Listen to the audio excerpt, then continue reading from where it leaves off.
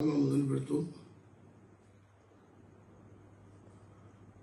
సాగర్ డ్యాంపై ఉద్రిక్తత నెలకొని వాతావరణంలాగా ఇరు రాష్ట్రాల పోలీసులు వ్యవహరించి సాగు తాగునీరు వివాదం నేపథ్యంలో భారీగా పోలీసులు మోహరించినట్టు చేపించి కొత్త డ్రామా తెరలేపారు.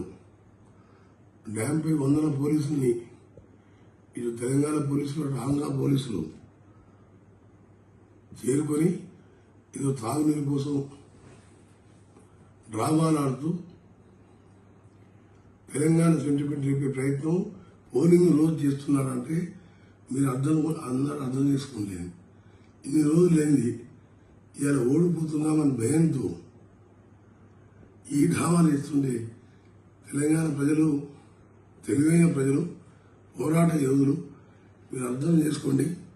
అందుకే అవన్నీ కూడా ఎవరు నమ్మొద్దని అందరికీ చేతులెత్తి విజ్ఞప్తి చేస్తూ కాంగ్రెస్ పార్టీ 9 పైన సీట్ల గెలవబోతుందని చెప్పి వచ్చిన తర్వాత ఆయన ఇంటెలిజెన్స్ వ్యవస్థ కానీ సర్వేలు అని చెప్పిన తర్వాత నిన్న కూడా పేపర్ యాడ్లో 2009లో తీసిన దీక్ష ఆ ఫోటోలు కూడా హాస్పిటల్లో పండుకున్న ఫోటోలు గడ్డం పెంచుకొని ఏదో ఆయన సీరియస్గా ఉన్న ఫోటోలు వేసి నిన్న డ్రామా చూశారు పేపర్ యాడ్స్లో. ఈరోజు మళ్ళీ సాగర్ డ్యాంపై నల్గొండ జిల్లాలో పాటు అంతా స్వీప్ చేయబోతుంది.